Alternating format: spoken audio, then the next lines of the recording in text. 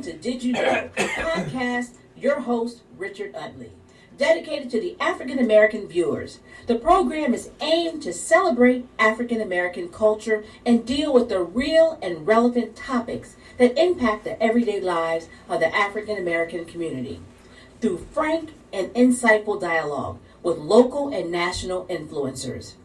Every day, there is another horrible, discouraging news story, directly or indirectly, impacting African Americans. But we need to look at the shining stars in the galaxy of Black America. It is time to tell our story.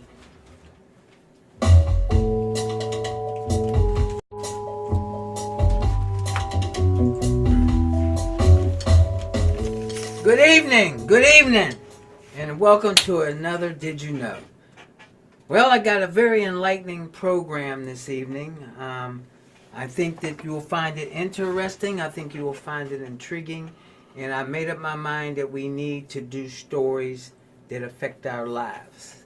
But before I bring on my special guest, I want to say a couple things. Well, many of you probably don't know this, but African American has about $1.6 trillion in buying power. And I think we better start using money and spending our money. Who's going to care about us, who have our vested interests. You know, on last Friday, there was some talk about not supporting companies that don't support us. And I think that we need to do that. But at the same time, I think we need to start supporting a lot more Black businesses. I think we need to start developing a lot more entrepreneurs, because I've been telling you this all along. If we don't look out for ourselves, then shame on us. As things progress on now, I think that we do understand that we definitely got to do a better job of working together, talking together, and uniting together. One of the things that I think that I'm going to start suggesting different things for us to do, and one of them is I just think that those of you might want to go back and read Dr. King's 1963 Letters from Birmingham Jail. I think if you read that, I think it'll put some perspectives in it for you that you might have forgot some time ago, and it'll give you some ideas of what we've gone through before. When you talk about slavery or when you talk about segregation, sometimes I think we forget how we got to where we got to. Now it's time to pull up our bootstraps again, because we have survived. If we survive segregation and slavery, then we can survive what's going on now. But we gotta work. But we gotta work together. This story of being told about where we are and where we're going. These are things that people been saying all along. You go back and you remember the Black Journal with Tony Brown, and way back in 1990, even he had a conversation about we need to start working together and stop waiting on somebody to come through our neighborhoods and rescue us. Because if we don't, shame on us. I'm going to call out to churches, to organizations, to the community. We got to join together. We don't have a choice. You see what's going on around us now. Everybody's circling the wagons and we in the middle. And what we going to do about it? I'm going to tell you what we're going to do about it. We're going to circle the wagons back, and we're going to start supporting those who support us. And those who don't support us, then we won't support them. That's why I bring up it's very important that we need to make sure that we run elected officials that's going to look out for us. If they're going to look out for us, then we should support them. If they're not going to look out for us, then we shouldn't support them. So stop crying. So if you don't like who the mayor is, if you don't like who the judge is, if you don't like who the district justice is, you don't like who the school board is, if you don't like those things, then do something about it. We got to do something about it, because nobody's looking out for us anymore. I would love to tell you everything is a wonderful, wonderful life. Everything is going well. But you see what's going on. I was reading the other day, and of course I'm sure many of you have heard the conversation about South Africa and how the president wants to bring people, the white South Africans, over to America because they think that they're being mistreated. I want all of you who don't remember to go back, and I want you to read about apartheid. I want you to read about it, to have an understanding about it, because nobody wants to be mistreated. And sometimes I think what happens is because somebody did something bad to you, they think you might do something bad to them. And that's not always necessarily the truth.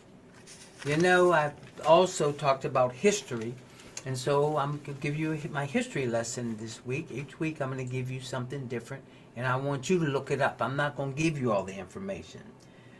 Dr. Carl G. Woodson, who is he? I'm not going to tell you who he is. Look it up. You can go and Google it. It'll tell you who he is, because I think you should know who he is. I want you to go back and look at March 2nd, 1807. Find out what happened then. There's something happened then that I think it would be very appropriate for you. You know, look up Rodney King. Who is Rodney King? Half of you probably know who Rodney King is, but look him up. I want you to look up the Tuskegee syphilis experiment. I want you to look at it, read it up, because a lot of you'll use things when people say, why don't you support this or why don't you support that? And I always hear it all the time, especially during the COVID. I would hear people say, well, I'm not going to take this shot, I'm not going to take that, and because of the Tuskegee experiment. And then you ask them to explain the Tuskegee experiment, they can't explain the Tuskegee experiment for you. So I think that we're going to be knowledgeable, so I want you to look that up as well. You know, I want you to look up Richard Allen. Who is Richard Allen? I want you to look up Frederick Douglass. Look up this information, do the research, but we got to start telling our young people who these people are. You know, we got to finally tell our story, because nobody else is going to tell our story. So this gives us a great opportunity to tell our story. So we can talk about the Black Holocaust, or we can talk about slavery, or we can talk about the Middle Passage. They need to know about that. We need to know about World War I. How do we participate? How do we participate in the Civil War? World War II, Vietnam. These are the things that we need to tell people what we've gone through. And once people understand what we've gone through, then you'll understand we will survive again today. I think that's very important, because we got to just get ourselves together. Because, ladies and gentlemen, we got a tough road to go. But you know what? We're going to make it. Because we're going to pull together. Hopefully, I believe it's probably going to pull us more closer together than we've been in a long time. I also believe that we're going to start now to support one another. You know, I'm so sick and tired of the crab in the barrel stories for so long. And I'm not saying they're not true. But guess what? We ain't got no choice now.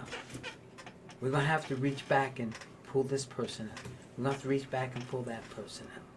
So if you hear nothing else I say tonight, I want you to remember these words.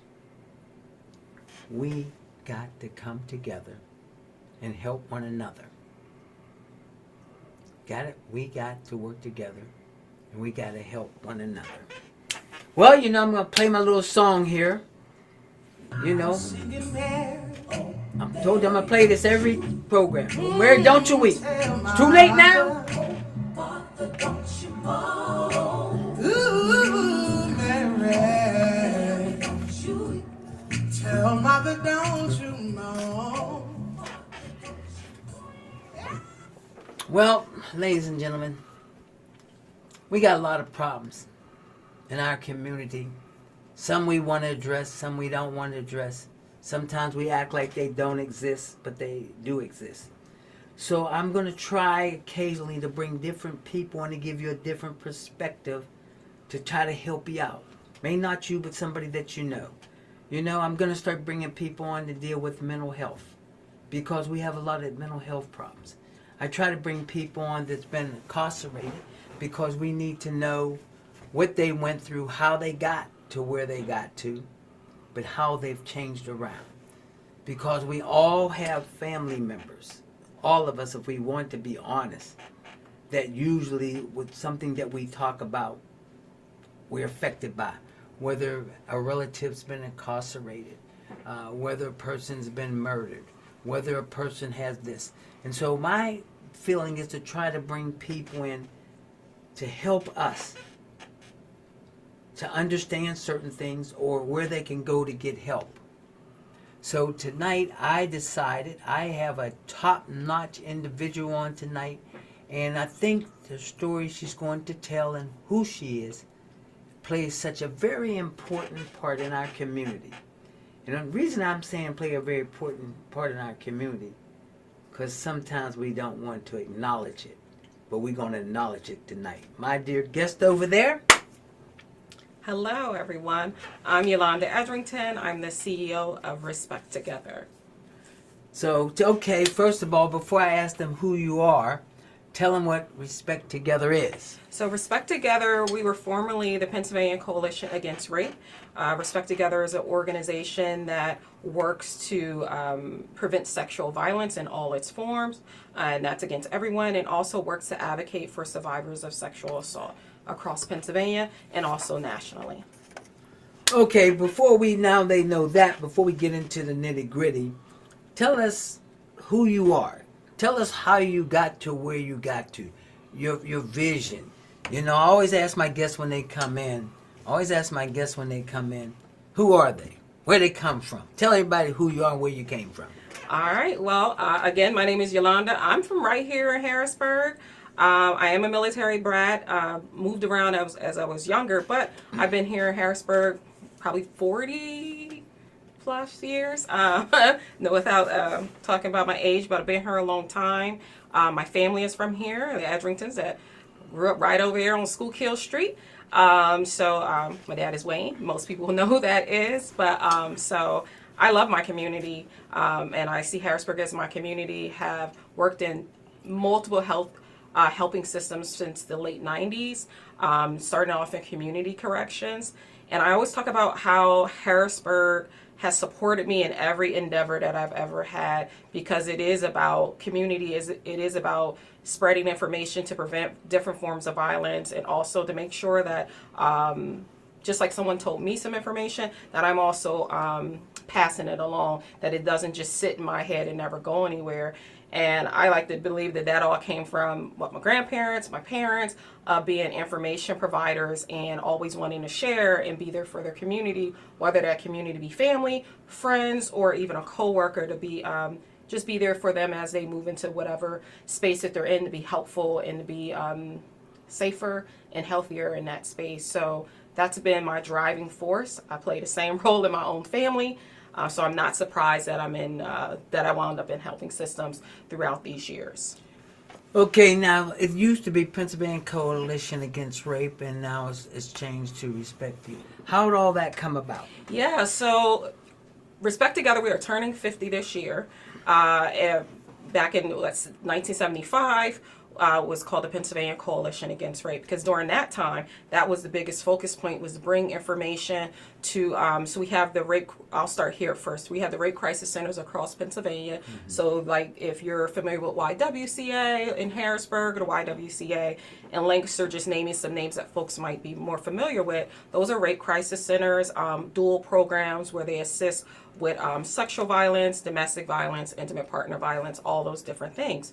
But there wasn't a state presence back in 75, or even really before 75. So it's 10 different rape crisis centers came together August 4th, 1975, and were able to name Pennsylvania Coalition Against Rape as a new coalition for the entire state, to be able to advocate for survivors of sexual assault and be able to like push legislators and legislatives, and then also to support what is needed in the different communities across Pennsylvania, because our local center isn't able to do it for the whole Pennsylvania. They're able to work for their community. So that's where it started from, and then continue to bridge out and getting bigger and bigger and more, and providing more support and resources to the centers and then across Pennsylvania. And then in April of 2000, the national arm of the organization was created, which is the National Sexual Violence Resource Center. And then that was, again, where In Pennsylvania, the Rape Crisis Centers are the audience of the coalition, and then nationally, other coalitions, other health departments are the audience. And you hear these names that I'm saying, it causes confusion. So about who's this audience? Is this a Pennsylvania thing? Is this a national thing? Because we were all under the same umbrella name of PCAR. So some years ago, folks started to talk about what does that mean? Should we rebrand? What type of name do we need to represent the work that we do, whether that be national or statewide? And then that's how we got to Respect Together. Like, and I'm putting it very short, you all. I've been at the company for 8 years, and we've been talking about it for the entire time that I was there. And we rebranded.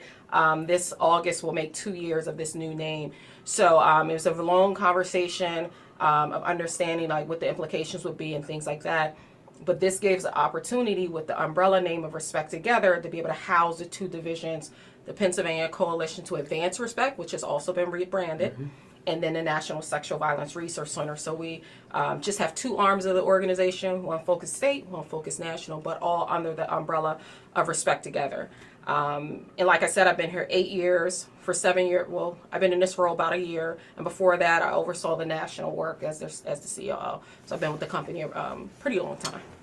Why do you think that what you're doing is so important? I think all things around crime prevention and also preventing harm from our loved ones, from our friends, is important across the board. And that's been the space that I've always held, is in prevention and providing resources. And in this space, even if I go back to late 90s when I worked for the Community Correction Center, things wrapped around sexual assault within the prison, sexual assault within that people have experienced over their lifetime always continue to come up. And so in every space that I've held, someone would disclose their story.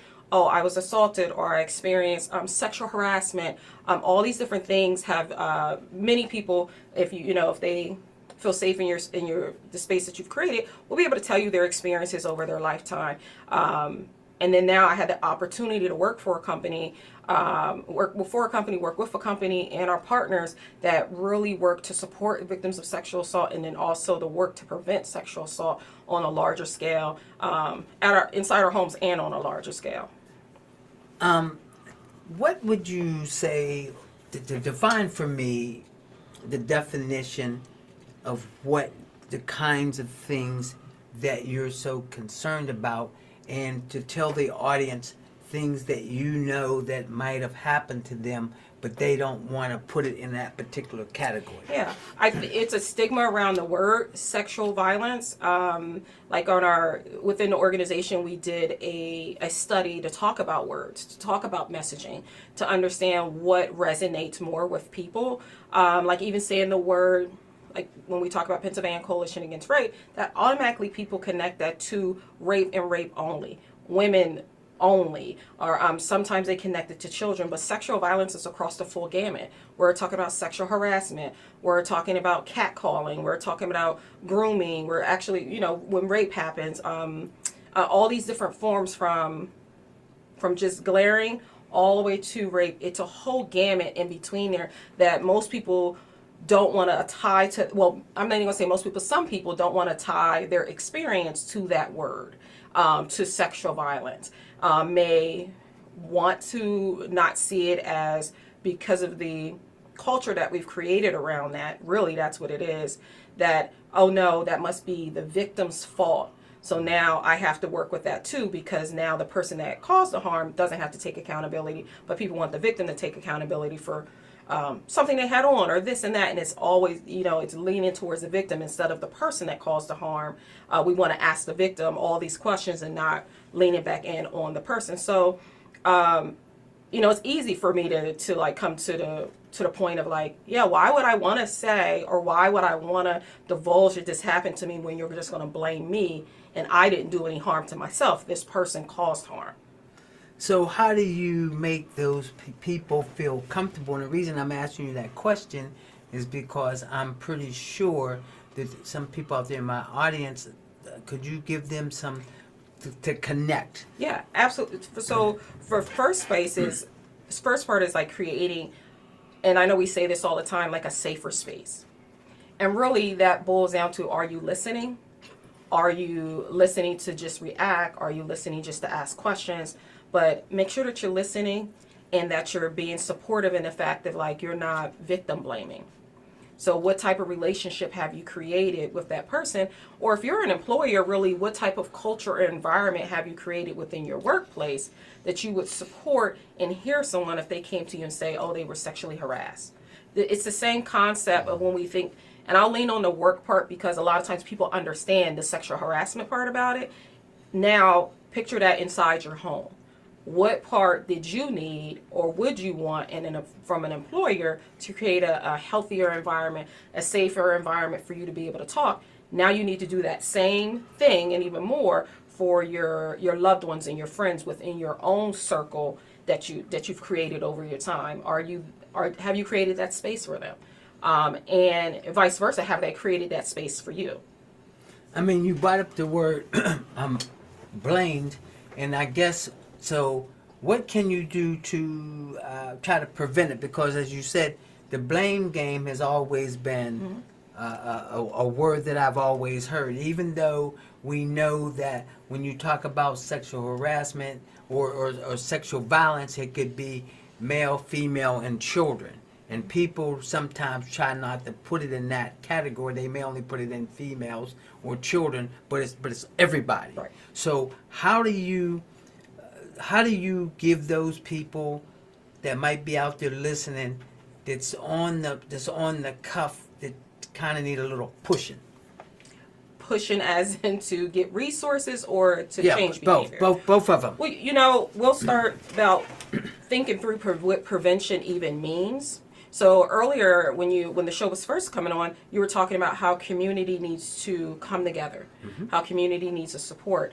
That's prevention, because we're looking to solve a problem that is currently in. So what are the spaces, what are the things that we need to do to solve that problem?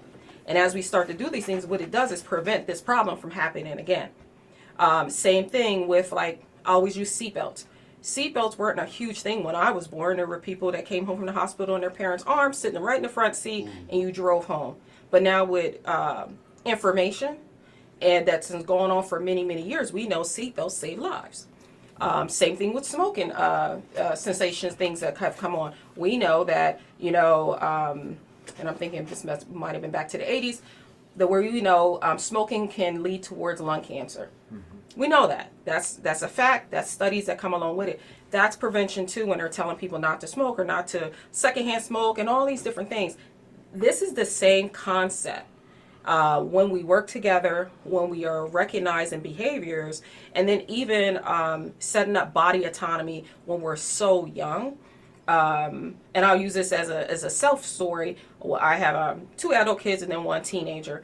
And when my youngest kid was in school and they were talking about, because now I've already worked in all these helping spaces, and it's like, oh, she needs to share. She needs to give up her toy. She needs to do these things. And I was like, well, she actually doesn't need to do that. If it's hers, then it's hers. And I want to support her making a decision to share. That she'll know, hey, when you share, other people share. Is this something that you want to do? And it starts even off, and I'm just talking about a space of children, because a lot of times we can attach to that. Like thinking through, why are we telling them this? If it's theirs.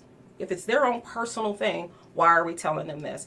Sure, we want to build like community and all of that. There's another way to do that, and there's another way to say it. Or even at holiday parties, like, oh, go give your aunt a hug, even though the kid may not want to. You just took away their own body autonomy of making a choice for themselves. And those are little small acts things that seem small, but really are not. Because now we've started off very young that I can own my own behavior. And if this is something that I don't desire to do, then I don't have to. And it starts to teach people about that higher self-esteem and self-worth and all those different things. And what it does, it also helps, it helps somebody not to become an abuser also, because of the respect that they've learned, not only for themselves, but also for someone else's boundaries. That builds up and builds up and builds up and builds up, and continues to work through that prevention lens of, when you respect yourself and others, we're not going to do these things of causing harm to someone that we care about or even just a stranger, because that's what we've built in. And so I like to lean into the children part because people just are able to connect in that way. And I think even with prevention in workplaces, when we start to educate employers, we start to educate employees on what is appropriate behavior and not appropriate behavior. If you're my age or older, you've seen movies where, people talk about at work, like, oh, I'm going to keep going after her. I'm going to wear her down. But she already told you no. So why don't we teach those practices like, okay, she's already given you her answer. Why have we as a community made it okay that we would even promote these different things like, oh, just keep going, keep going. You'll wear her down. Why would I want to do that? I got the answer. But when workplaces and communities start to hold each other accountable for that thing, then that helps to prevent violence also, whether it be sexual violence, sexual harassment or on, is when we start to talk about how that behavior is wrong. And there's another way for you to move about. I hope those are some good examples around prevention. Okay, around prevention, as my audience listening, could you kind of give them some ideas of where they can go when they don't have to continue to go through some of the things that they don't want to go through? Because I think I see you as a lifeline. Mm-hmm. I see you as out there, and I'm seeing somebody out there that's been through a lot, or they try to act like they haven't, or they've been traumatized. Mm-hmm. So I just need you to try to just give them some hope. Yeah, absolutely. There's 67 counties in Pennsylvania. There's 48 rape crisis centers in Pennsylvania. Some of those are dual programs where they work to prevent domestic violence, and they're there for folks that have experienced domestic violence. But there are 48 centers across Pennsylvania. Across the U.S., there's like 2,000. So there are resources available to you. If I don't leave you with anything else, it's like, please call for help, because we do believe you. We will be here for you, and be able to even support you in your community around you to learn different behaviors, so that you can be supported in your space, or even help you find a community, be able to support you in that space.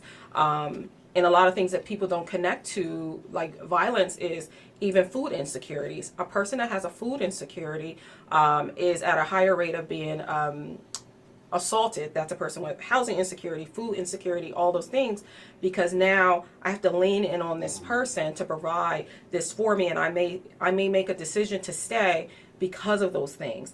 And those are like the intersections that I want as a community for us to understand how we all work together to prevent violence on so many different levels, and that understanding that someone else that a person of color, a black person, brown person will experience, they have a higher rate of violence than higher rate of experiencing violence than our counterpart. So what are we doing within our community to address those concerns across violence period, but also across sexual violence?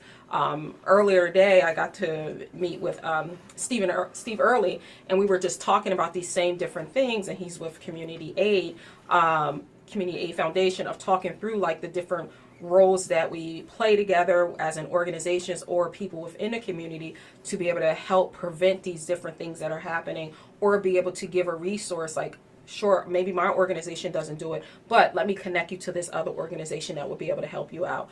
And those different things of like us coming together, and even being here on the podcast, of learning different spaces that Mr. Utley is in, different spaces that these other people are in. Like we connected at the Rotary Club. And like, so there's a space of community leaders or community individuals. Like, did you know that this is how we connect together, and what resources can I provide to you so that you know what to do, how to react if someone were to come to you and divulge that they were assaulted, or if you find yourself in a situation where you were harmed, what resources are for you. And so that's talking about the intervention part, but what can you do to prevent these things from happening, period. Now, you said earlier insecurity, it could be food, it could be, mm-hmm. Could you elaborate on that just a little bit? Because the reason why is because they may not realize that's really what it is. Mm-hmm. So forget the date, but it was 1970 something. Kimberly Crenshaw, she is the founder of talking about intersectionality, and just uplifting another Black woman, talking about intersectionality. So we're all these levels of who we are. Like I'm a daughter, I'm a mom, I'm a partner, I'm a Black woman, oh, I'm Black, I'm a woman. All these different things are the intersection of who makes up Yolanda, and then so on and so on and so on. But we don't always take that into full account when we start talking about these different aspects. So when we talk about food insecurity, and that just means that we don't have the food that we need to thrive, right? And same thing with housing insecurity. We don't have the housing that's appropriate for us to thrive and to be safe in. That's what I mean by insecurities. So if this person has a food insecurity and that's the only thing that I have to focus on, they may not be focused on all these other things that you want them to focus on. Say like you're a case manager, like, well, why didn't you do this thing? Well, I'm worried about being hungry. You know, I'm worried about my housing. I'm worried about I'm unsafe in my home. Maybe my partner is assaulting me, but I'm unsafe in my home. And when you put all these different things together, I'm unable to thrive sometimes in different spaces. So we got to address those things. So the food, the housing, all of those different things. And then also, in my experience, so I'm speaking from a space of in my experience, when we address these fundamental things that people need to live and to thrive, then that also creates a safer, healthier environment for people to process and talk through the traumas that they may have experienced. Like that creates that healthier space for them to do so, because now my basic needs have been met, and I can talk through these other spaces or get the help that I need. And not always we want to like pull back that that layer of who people are, and to be able to help address those things. How do you make a person feel? Because sometimes people don't want to tell people what happened, and they have the shame. So how do you work with those people to try to get them to understand it's not about them being ashamed? What I'll always say is there is no shame for you. You're a survivor of assault. The shame isn't on you. The accountability is on the person that caused the harm. That's who the accountability lays with and will always lay with.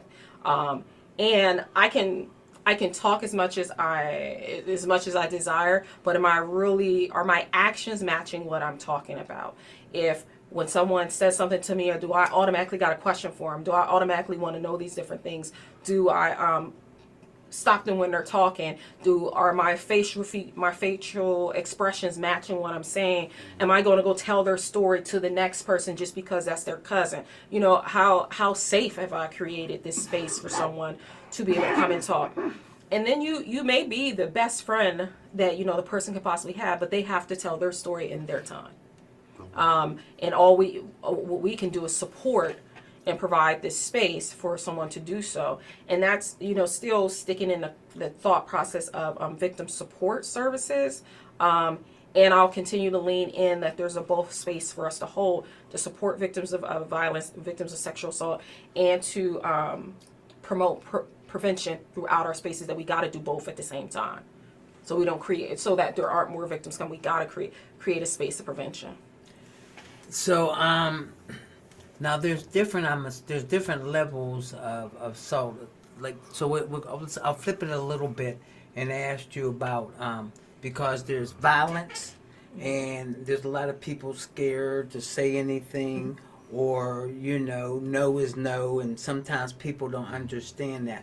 So something that you said, I'd just like for you to elaborate on just a little bit, and that is it's not your fault. And I think that's one of the key issues that I've always found, is that people, they end up taking more guilt on. And when they take guilt on, then they don't go get the help that they may need. Mm-hmm. And, I'll lean back in. What created a space that a person has now experienced harm, and now it's their fault? It is the community that we have created. That's why that person is feeling that they cannot go and talk to someone, that this is all their fault. And I know this isn't a space that people want to jump into and believe, but we have created this space that's wrapped around us, this, as quote unquote, rape culture that's wrapped around us for many years, whether it be from a movie or a off-kilter joke, all these things, we've accepted this as a norm for so long. So why would I trust the community that I'm a part of that has created such an unsafe environment for us all in general with my story? And then if I'm not going to be believed, we've seen tons of movies about someone not being believed and all of the work that a survivor has to go through. Why would I come to anyone? You know, that's the part that you may ask a question about a survivor, and I'm going to bring it back to us as a community, because what type of community are we creating or have we set up that supports a person that needs to come and tell you something as detrimental as this, something that, you know, so that they don't take it on as it is their fault. So I want to make sure that we lean in on even just the first part of the show coming on, what is our community doing to support? Like we have our Sexual Assault Awareness Month, that's every April, and it's all about prevention. The focus of that campaign is prevention, and this year's is Together We Act, United We Change. That goes across all boards, where people can connect with that, even just that tagline, that it truly does take everyone to prevent the violence from happening, but we also have to recognize that this is a role that each individual has to play. It's not just for the leader of an organization or just for the parent or anything like that. It is truly a space, a role that every person in every community has to take on if we truly want to live in a safer community across as a whole.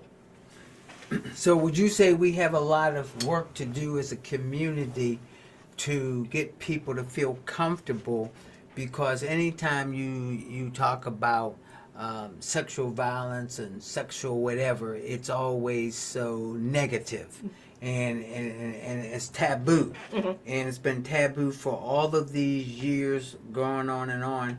And so now you're saying, and I think we need to deal with it, just like I believe that in mental health, that we need to come to terms. It is a problem. Mm-hmm. It's definitely a problem. Yep. Yeah, so before coming here, since the 90s, I work in a space of providing information or prevention information or interventions around HIV/AIDS through 30 years, whether it be a volunteer or actually working in that space. And I compare it to the same. So when I was working in that space, people were very comfortable talking about Hep C or, hepatitis, because you see it on a commercial, or you can get treatment, or you can quote unquote cure it. And so people are comfortable having that conversation because they lean into the story of, oh, I got it from a tattoo, or oh, I got it from this.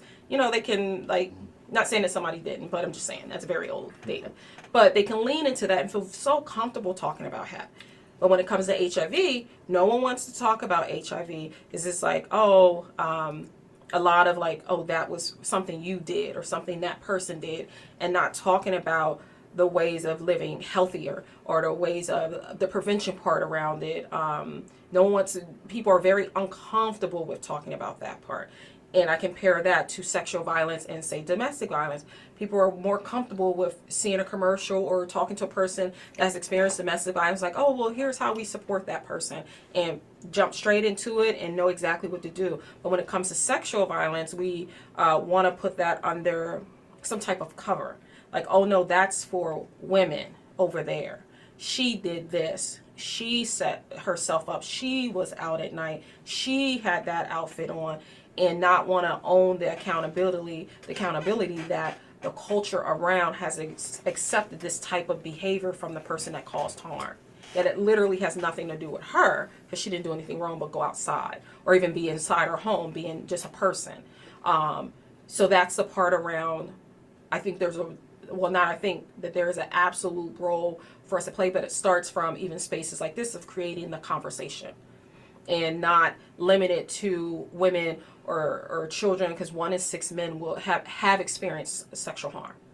That's a number that many people don't want to talk about. And so, but we want to many times talk about women, and how do we be the kind of savior for this woman, and not think about it as holistically of how everyone's involved. Do you think our community has understood have understood that we got a problem and we have to deal with it? Or do you think that we know it's there, but we don't really sink our teeth into it? Yes. I don't think people understand the crisis of it unless it touches them personally, whether that be through a family member, a friend, or their own experience. And then now we, just have the one story. And if they don't know where to go, then they know that it's a crisis. They know that their support services are needed because of their own individual experience. But do I think as a community that we know it is a crisis? No. Because even when folks we talk about again, with some friends talking about experiences from the 90s or how things used to be, now people would cringe. So as much as I say not all of our community knows that it's a crisis, we have had movement. Now I want to say that out loud. We have had movement in the recognition that past behaviors were not good behaviors. We wouldn't see in a movie where it would be okay for a person to push themselves up on them and not be called out that this is assault. That's not going to happen today, like it might have happened in in the 80s or early 90s or something like that. Or I hate to bring up celebrities, but how R. Kelly is now in jail for these different things. That behavior would not fly today. Somebody would call that behavior out. Somebody will be talking about it and be like, oh my gosh, I can't believe this thing is happening. But when you take it back to early 90s or something like that, was that behavior called out? I don't know. I wasn't in the space, but I'm just using that as an example of how things have really changed and how you see certain people being held accountable for their past behaviors because it's not okay. And we have survivors now coming forth talking about their experience with them. So just wanted this small example, but how we have moved forward, or even me being right here today is a move forward on how we talk about things within our community, how schools now talk about the safer precautions within the school, or making sure that it's very well known that what a student can do and how to reach out. So there is absolute movement. Being able to have more resources available to prevent sexual harassment. There's movement in there. There's tons of resources that come out of our organization and other national state organizations that support trainings and different things like that. So it's movement. And does the whole community know that it's a crisis? No. So you're saying there's help out there for people, and you do understand people don't want to commit that because they're shamed or they think they're shamed, but you're saying there's hope out there and they don't have to go through what they're going through because they don't have to be alone. Yes. Help, hope, and healing used to be our tagline for our state coalition, but it is absolutely for people to know that there's help out there, there's healing out there, and there's hope out there. And that could come at a rape crisis center, or could just come from your best friend knowing what to do and where to get resources from, the support, or even to just be able to give it to you, to the survivor. And when they are ready, then they can go for these services. I mean, mental health is very important to this, and I know that people don't want to be stigmatized or things like that. So what would you tell some of them out there that might have gone through those things, but they're afraid or they're ashamed, and what could you give them some hope and vision out there? Because I'm sure there's some out there. I'm gonna say tap into the resources that are available to you, that and hopefully ask you to have trust that we are here, and to know that we absolutely believe what you're saying and that we're here to support you in every step that you have. That's the key thing, is that we hear you, we see you, we believe you, and that we're here to support you in the space that you're in. And it may not even be that you want therapy or anything like that. You might just want to talk to somebody right now. And then might not for 10 years, who knows? But whatever the assistance that is needed, we're here for you to help talk it through, or even just to make sure that you know what resources are there for you, and what support looks like around you. And that's even for a person, maybe a friend has told you about assault and you're wondering, hey, what do I do? You can always contact your Rape Crisis Center and be able to get even guidance and support there. And again, bringing in the community part so that we're creating these spaces of safety for a person. The word, I'm going to give you a word, and you can just take the definition of it. Shame. Because that's usually what it is, shame. Nobody wants to admit what might have happened to them. Mm-hmm. And so it changes their whole perspective of life. Mm-hmm. So if I ask you that, how do you get them to understand it's not really about shame because you were the victim? Yeah, I think just saying it openly, and then again, it's one thing for one person to say it, but how are we supporting that same dialogue across? And I know I keep going back to the same thing because sure, we could concentrate on the shame. I'm going to give the information that is needed and tell you that we're here for you, and that, I can't tell you what you shouldn't feel. I want you to know that you don't have to, and that there's other resources here for you, and that we're here. And what does our community and our support system look like around? Because it's one thing for me to say, maybe you come into the facility, a Rape Crisis Center, and they're talking through, and you're feeling great, and you're being able to move into different spaces that you desire to. But then if you go back to your community and that's still not supported, then what type of healing do I have? What type of hope is my community helping me have? So we know the help is there. We know the hope is there, and now the healing part is a whole community of the healing part to make sure that we are creating these different types of spaces. Because we can talk about the person shouldn't have shame all day, but what are we doing to support that's true statement? Well, one of the things you said is that we as the community need to be much more supportive, mm-hmm. and we need to come clean about that. It happens in our community, but we need to be supportive of those people and stop sweeping it under the table. Yep. So I agree with that. Now you talked about 1 in 6 men go through experience sexual assault. Yes. So, and I guess also I was reading somewhere people with disabilities are sexually assaulted at a rate of 7 times. Is that correct? Yeah, so when we're talking about, again, those different intersections of a person, or just those that, what word am I looking for? I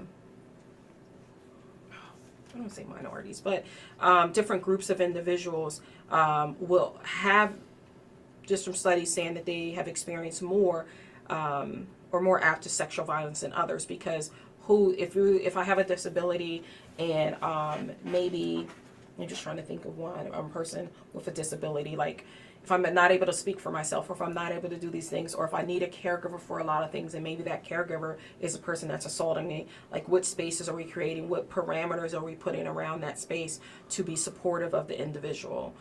Just thinking off the top of my head, that's what I came up with. But for a person that has a disability, again, what support systems are we there to help? I want to say protect, but also create that healthier space for them. What should people be looking for in your experience? What should people be looking for themselves or somebody that might need a nudging for help?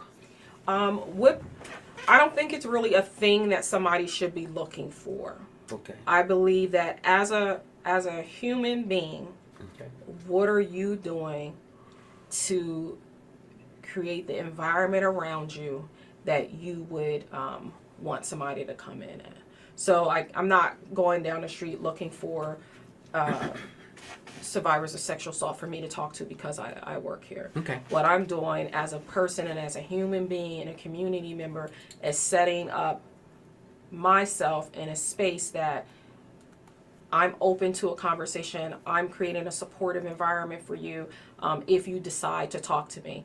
That's what we can do as people, as just humans, is supporting another human being in a respectful, kind way of showing that. So just think about if every person really operated in that space of support, respect, kindness, love, grace, all of those things as individuals, what type of space and community we would be able to create. Let me ask you this: what are the important things that you feel that you want to tell my audience? Hopefully that this is a new company that you've heard about, or a different way for you to connect with us, is that we are here to support you.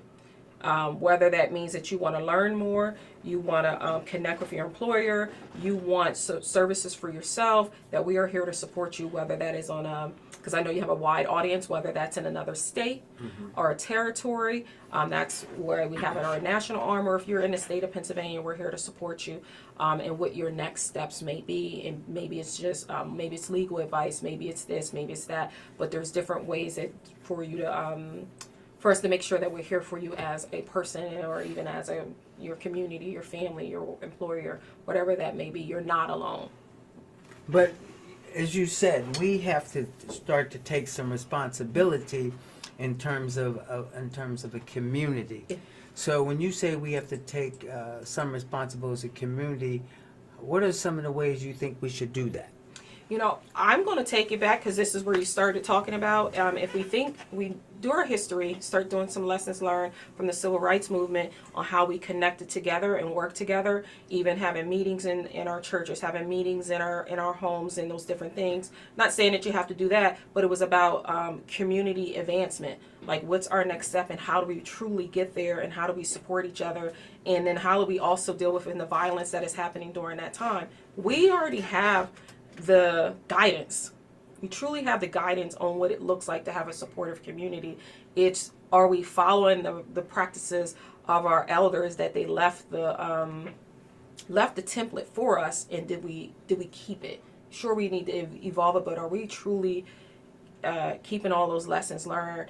And I like to tie it into something that somebody else might already know, because talking about sexual violence might be uncomfortable with somebody, but what else do you know about? We talk about anti-bullying and things like that within schools. Same difference.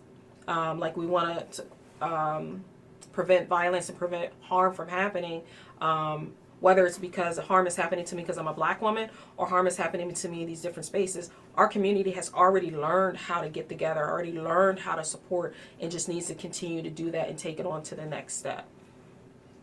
And I think that what you said, we definitely have to do that, because you went back and said what was accepted in the 40s, the 50s, the 60s, the 70s, the 80s, times have changed. Because a lot of us growing up, we knew about it, or we saw it, or we heard about it, but back then, people might have thought it was a way of life. Right. But now you're saying it's not a way of life. Wrong is wrong, and you don't have to accept it, and there's hope out there for you. And I guess instead of you asking, I'm going to ask you this, but you pretty well said, there's enough places out there for them to, so tell them again how they can reach out for help. So we have the sexual assault hotline that people can give a call. And then also for us, it's right here in Pennsylvania, 211. Like, I think sometimes people forget that 201 takes you to your services that you're in need of. As soon as you pick it up, it's not like calling 911. If you need to call 911, please do so. But 201 takes you to a lot of the human services that are wrapped around you, because maybe it is that you need something around some guidance around sexual assault, or maybe it is that you need multiple different forms of guidance. But a lot of times 201 takes you there, or the sexual assault hotline, which routes you to the rape crisis center that's local to you. That's attached to your really your cell phone number or your home number. Something else that I wanted to make sure that I leaned in on is that, because we're talking about the assistance that's out there for survivors, I also want people to know that if you are a person that might be having these different thoughts or feelings and things like that, and it might lead to harm, there's also resources out there for you. Because that's what accountability looks like. How are you being accountable for these thoughts and their feelings that you're having? That there are also resources out there for you. And then also, we're talking about that was just a way of life. So people have caused harm, and now there's a way for you to be accountable. And it may just be, like earlier, Mr. Utley, you talked about bringing on individuals that were previously incarcerated, because we learned from their experience, and they have already learned another behavior, so they're not back incarcerated. So if we're talking to other people that have had these experiences, and what have you done to change that harmful behavior, whether the harm you were doing to yourself or the harm you were doing to your community members, you have learned different behaviors so you don't have to go back to jail. Same essence. Like if you're causing harm to someone, and now like there is a space for people to know that there is accountability with that, and there is change behavior that can come with that, so you don't continue to cause harm to people in general. What would you leave my audience with?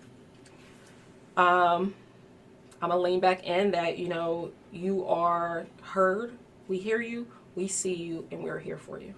I think that's very important, because